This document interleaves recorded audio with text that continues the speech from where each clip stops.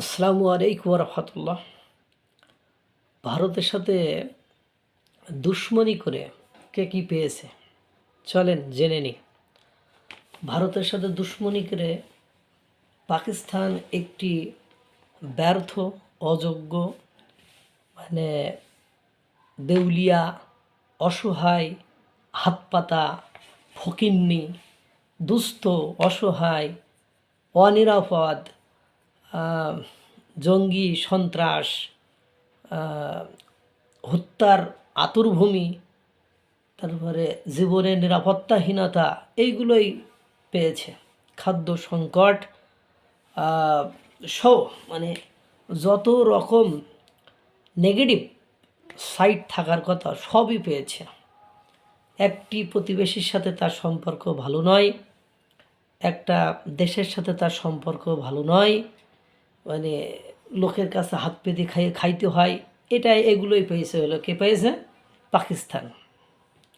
2 নম্বর তুরস্কর অবস্থা এখন অত্যন্ত সংকটাপন্ন। তুরস্ক এখন যেখানে যে ফিল্ডে হাত দিচ্ছে সেখানেই তাদের সংকট শুরু হয়েছে। তারা এখন অসহায়, দরিদ্র, খাদ্য সংকটে ভোগা। যেখানে ইউরোপীয় ইউনিয়নের সাথে ভারত ব্যবসা করবে, সেই ইউরোপীয় ইউনিয়ন এর সাহায্য নিয়েও তারা ভারতের সাথে ব্যবসা বাণিজ্য করতে পারবে না। খাদ্য সংকটে ভুগছে। খাদ্যের জন্য বারবার আবেদন করা সত্ত্বেও ভারত তাদেরকে খাদ্য, শস্য, পণ্য সরবরাহ করেছে না। ওই যে জাহাজ ফেরত পাঠিয়েছিল, গমের জাহাজ, এই গমে রোগ আছে। এখন রোগ তো তাদের শরীরে বাসা বাঁধছে। গমের রোগের জ্বালায় না খেয়ে এখন শরীরে বাসা বাঁধছে। এবার ইজিপ্ট, মিশর সেম অবস্থা। এখন মিশর দেউলিয়াত্ব বরণ করেছে। ভর্তুকি দিয়ে, ঋণ নিয়ে তারা আর চলতে পারতেছে না। এই উন্নত দেশগুলোর কাছ থেকে যে গম বা খাদ্যপণ্য কিনবে সে টাকাও তাদের নেই। ঋণে হতে হতে এমন ঋণ হয়েছে।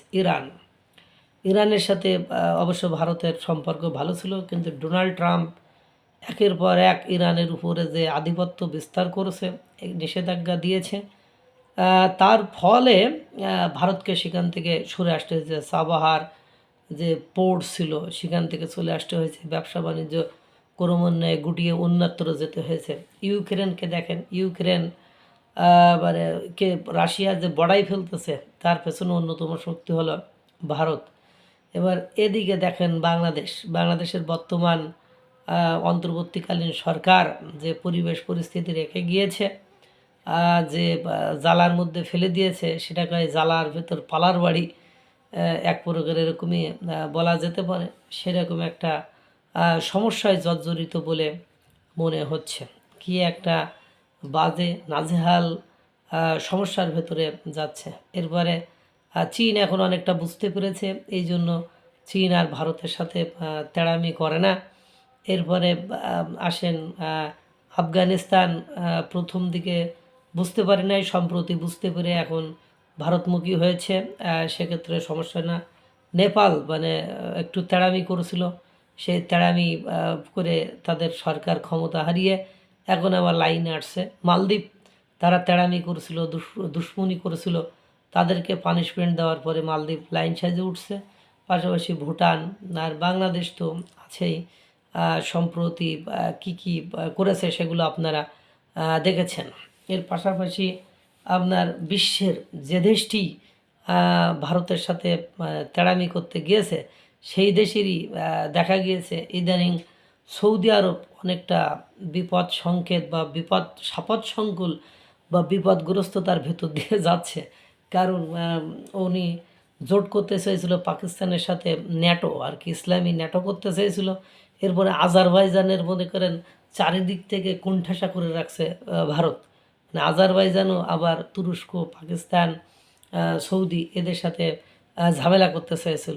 আজারবাইজানকে মনে করেন বিভিন্ন জায়গা থেকে গ্রিস বা ওই অঞ্চলে যারা আছে সেই দেশগুলো দিয়ে এমনভাবে হালুয়া টাইট করে রাখছে যে তারা এখন বিপদসীমার মধ্য দিয়ে যাচ্ছে। দেখা গেল বিশ্বের যে দেশগুলো এখন অর্থনৈতিকভাবে, রাজনৈতিকভাবে, সাংস্কৃতিকগতভাবে ভালো সময় কাটাচ্ছে, তাদের সাথে দেখেন আপনার ভারতের সম্পর্ক ভালো, কিন্তু যে সে দেশগুলো অস্বস্তি অশান্তি বিরাজ করছে, যারা করুণ অবস্থার ভেতর দিয়ে যাচ্ছে, তাদেরকে দেখেন তাদের ভারতের সাথে দুশ্মনী আছে।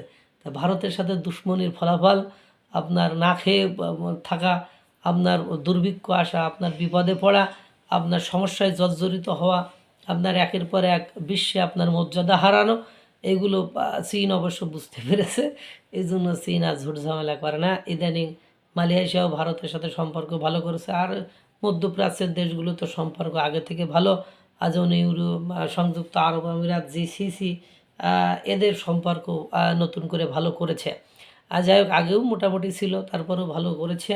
যারাই মনে করেন একটু সমস্যা বা একটু তেড়ামি করেছে, তারাই কিন্তু বিপদগ্রস্ততার মধ্য দিয়ে যাচ্ছে।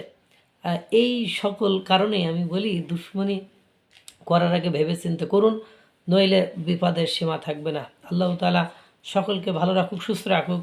আসসালামু আলাইকুম ওয়া রাহমাতুল্লাহ।